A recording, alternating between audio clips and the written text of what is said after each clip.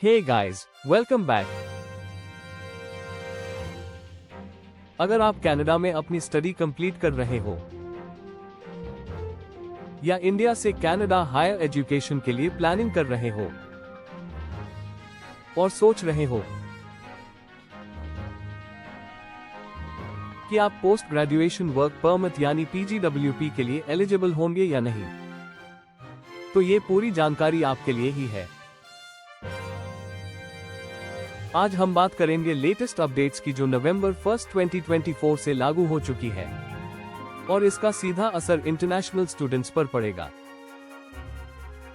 चलिए बिना किसी डिले के शुरू करते हैं। सबसे पहले समझते हैं कि पीजीडब्ल्यूपी होता क्या है। पोस्ट ग्रेजुएशन वर्क परमिट एक ऐसा वर्क वीजा है जो इंटरनेशनल स्टूडेंट्स को उनके ग्रेजुएशन के बाद कनाडा में काम करने का मौका देता है, बशर्ते उन्होंने किसी डेजिग्नेटेड लर्निंग इंस्टीट्यूशन (DLI) से स्टडी कंप्लीट की हो। इस परमिट की वैलिडिटी उस कोर्स की लेंथ पर डिपेंड करती है, जिसमें मैक्सिमम 3 इयर्स तक का वर्क परमिट मिल सकता है। पीजीडब्ल्यूपी बहुत इंपॉर्टेंट है क्योंकि इससे स्टूडेंट्स को कैनेडियन वर्क एक्सपीरियंस मिलता है, जो फ्यूचर में परमानेंट रेजिडेंसी (PR) के लिए काफी हेल्पफुल होता है।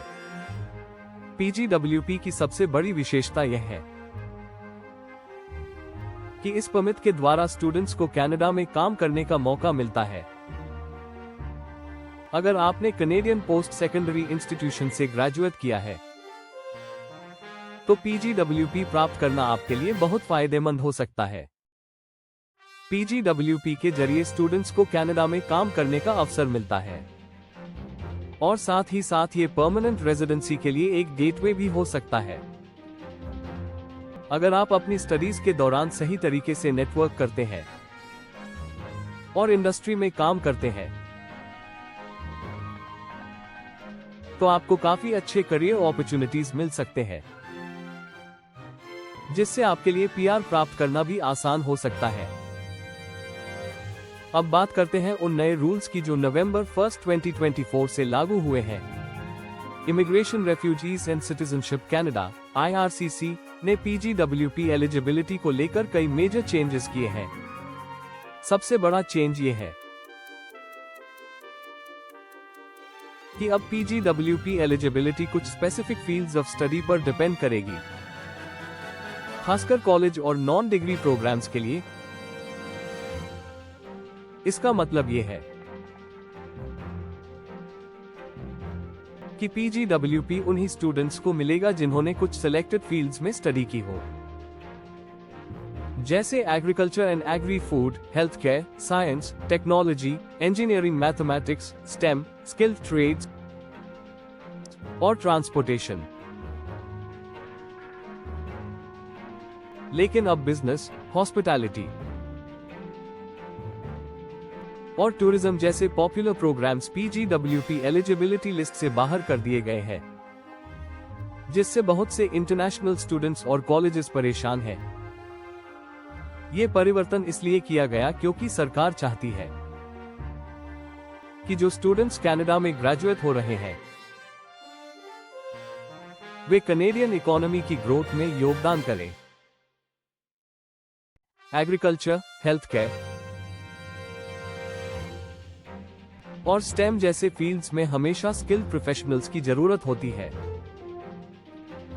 और यही कारण है कि इन फील्ड्स को ऊते दी जा रही है। इन इंडस्ट्रीज में एक्सपर्ट्स की कमी है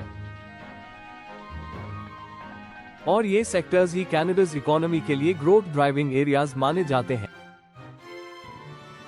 इसलिए IRCC ने कुछ ऐसे प्रोग्राम्स को एक्सक्लूड किया है जो कनाडा के लॉन्ग टर्म इकोनॉमिक गोल से अलाइन नहीं है। यूनिवर्सिटी लेवल के स्टूडेंट्स यानी जो बैचलर्स, मास्टर्स या डॉक्टरेट लेवल पर स्टडी कर रहे हैं, उन्हें फील्ड ऑफ स्टडी रिक्वायरमेंट से छूट दी गई है, चाहे उनका सब्जेक्ट कोई भी हो। अगर बाकी क्राइटेरिया पूरा करते हैं तो उन्हें अप टू 3 इयर्स का पीजीडब्ल्यूपी मिलेगा। इसका मकसद है हाईली एजुकेटेड इंडिविजुअल्स को कनाडा में अट्रैक्ट और रिटेन करना, ताकि वे इकोनॉमी में बड़ा योगदान दे सके। यह एक बहुत अच्छा कदम है, क्योंकि इससे एकेडमिक इंस्टीट्यूशंस को हायर एजुकेशन प्रोग्राम्स को प्रायोरिटाइज करने में मदद मिलेगी, जो देश की ग्रोथ के लिए ज्यादा फायदेमंद है। यूनिवर्सिटी और कॉलेज लेवल के स्टूडेंट्स के लिए ये बदलाव बहुत महत्वपूर्ण है, क्योंकि उन्हें अपने प्रोग्राम की लंबाई और उसकी फील्ड के बारे में पूरी जानकारी रखना जरूरी होगा। इसके अलावा, अगर आप कॉलेज लेवल पर एनरोल्ड हैं और आपका प्रोग्राम उन फील्ड्स में से नहीं है जिनका उल्लेख IRCC ने किया है, तो आपको PGWP के लिए एलिजिबल नहीं माना जाएगा। इसी वजह से यह बहुत महत्वपूर्ण हो जाता है कि स्टूडेंट सही प्रोग्राम को चूज करें जो PGWP के क्राइटेरिया को पूरा करता हो। एक और मेजर चेंज लैंग्वेज प्रोफिशिएंसी से जुड़ा है। अब PGWP अप्लाई करते समय आपको इंग्लिश या फ्रेंच में लैंग्वेज स्किल्स प्रूव करने होंगे। यूनिवर्सिटी ग्रेजुएट्स को CLB Canadian language benchmark level 7 चाहिए होगा, वो भी चारों स्किल्स में रीडिंग, राइटिंग, लिसनिंग और स्पीकिंग। वही कॉलेज ग्रेजुएट्स को मिनिमम CLB लेवल 5 रिक्वायर्ड होगा। इससे एंश्योर होगा कि जो भी ग्रेजुएट्स हैं, वे कनेडियन वर्कफोर्स में इजीली इंटीग्रेट हो सके। ये रिक्वायरमेंट इसलिए लागू की गई है ताकि स्टूडेंट्स को कनाडा में काम करते समय कोई भी लैंग्वेज बैरियर्स न हो। ये बात बहुत मायने रखती है, क्योंकि लैंग्वेज प्रोफिशिएंसी के बिना काम में परेशानी हो सकती है, और यह किसी भी प्रोफेशनल फील्ड में सक्सेस पाने के लिए आवश्यक है। अगर आपने नवंबर 1, 2024 से पहले स्टडी परमिट अप्लाई किया था, या आपके पास एग्जिस्टिंग वैलिड परमिट है, तो आप पुराने PGWP रूल्स के तहत एलिजिबल रहेंगे, यानी आपके लिए फील्ड ऑफ स्टडी वाली कंडीशन लागू नहीं होगी, लेकिन लैंग्वेज प्रोफिशिएंसी रिक्वायरमेंट फिर भी अप्लाई होगी जब आप PGWP के लिए अप्लाई करेंगे। ये ट्रांजिशन पीरियड छात्रों को थोड़ा समय देता है ताकि वे नए रूल्स को समझ सके और उन्हें अडेप्ट कर सके। अब बात करते हैं उन स्टूडेंट्स की जो 1+1 डिप्लोमा प्रोग्राम्स करते हैं, यानी 2 अलग अलग 1 साल के डिप्लोमा प्रोग्राम्स। अब न्यू रूल के हिसाब से दोनों डिप्लोमास उसी एलिजिबल फील्ड में होने चाहिए। अगर पहला प्रोग्राम एलिजिबल है और दूसरा नहीं, तो PGWP नहीं मिलेगा। इसलिए स्टूडेंट्स को अपने प्रोग्राम सिलेक्ट करने से पहले केयरफुली प्लानिंग करनी चाहिए, ताकि एलिजिबिलिटी इशू न हो। ये बदलाव उन स्टूडेंट्स के लिए है जो एक से ज्यादा डिप्लोमा प्रोग्राम्स करते हैं, क्योंकि इससे IRCC यह एंश्योर करना चाहता है कि स्टूडेंट्स ने जो प्रोग्राम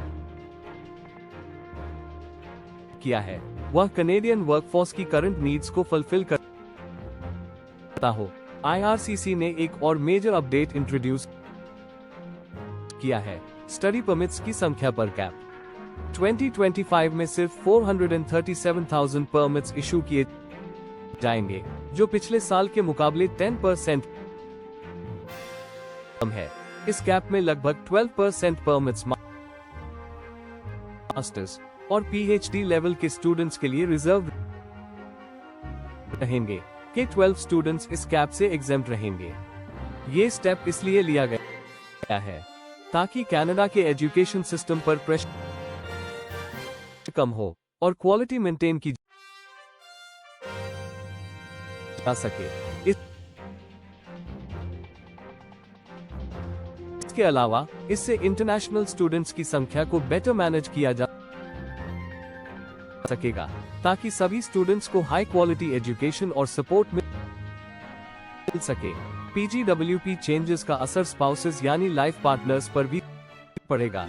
अब सिर्फ उन मास्टर्स डिग्री स्टूडेंट्स के स्पाउसेस को वर्क परमिट मिलेगा जिनका प्रोग्राम कम से कम 16 मंथ्स का हो। शॉर्टर मास्टर्स प्रोग्राम्स के पार्टनर्स अब एलिजिबल नहीं होंगे।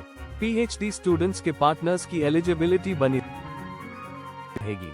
PGWP पर काम कर रहे लोगों के स्पाउसेस को केवल तभी ओपन वर्क परमिट मिलेगा जब वो हाई स्किल जॉब्स में काम कर रहे हों, जैसे प्रोफेशनल या मैनेजमेंट लेवल जॉब्स या हेल्थ केयर और कंस्ट्रक्शन जैसी शॉर्टेज ऑक्यूपेशंस में। ये पॉलिसी चेंज इसलिए किया गया है ताकि कनाडा में सिर्फ दोज इंडिविजुअल्स को रिटेन किया जाए जो हाई स्किल जॉब्स कर रहे हो और इकोनॉमी को फायदा पहुंचा रहे हो। ये सारी पॉलिसी चेंजेस इसलिए की गई है ताकि इमिग्रेशन पॉलिसीज को लेबर मार्केट की डिमांड के साथ अलाइन किया जा सके। गवर्नमेंट चाहती है कि जो ग्रेजुएट्स कनाडा में रहें, वो इकोनॉमी को सपोर्ट करें और हेल्थ केयर, हाउसिंग जैसे सिस्टम्स पर ज्यादा लोड न डालें। हालांकि बिजनेस और हॉस्पिटैलिटी जैसे प्रोग्राम्स को एक्सक्लूड करने से कई इंस्टीट्यूशंस और स्टेक होल्डर्स नाखुश हैं, क्योंकि उन्हें लगता है कि इससे कनाडा की ग्लोबल एजुकेशन मार्केट में रेप्यूटेशन इफेक्ट हो सकती है। इसके अलावा इंटरनेशनल स्टूडेंट्स को यह भी समझना होगा कि PGWP एक फ्लेक्सिबल वर्क परमिट है, जिसका मतलब यह है कि आप किसी भी एम्प्लॉयर के लिए काम कर सकते हैं और किसी भी लोकेशन पर काम कर सकते हैं। इसका फायदा यह है कि आप अपने करियर को अपनी इच्छाओं और प्रेफरेंसेस के अनुसार शेप कर सकते हैं। PGWP आपके लिए एक स्टेपिंग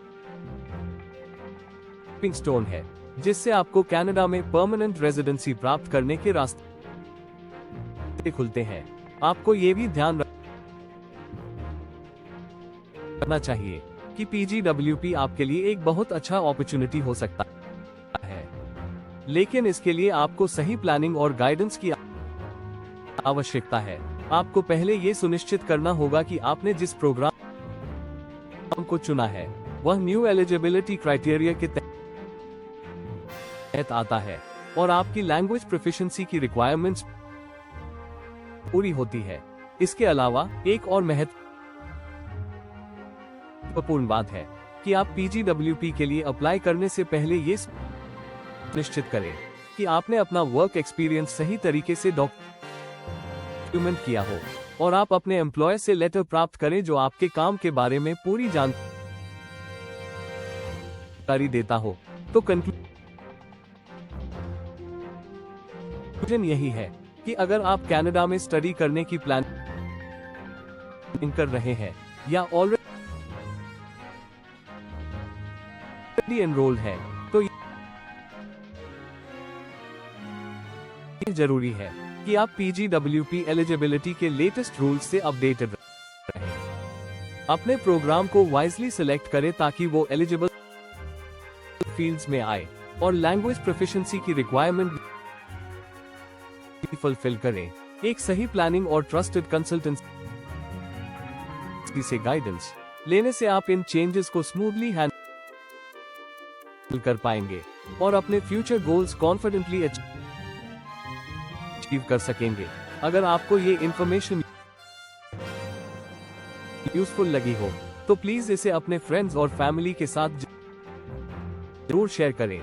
कोई भी सवाल हो तो कमेंट या मैसेज कर पूछ सकते हैं। हम आपकी पूरी मदद करने के लिए अवेलेबल है। All the best for your journey to Canada and keep shining.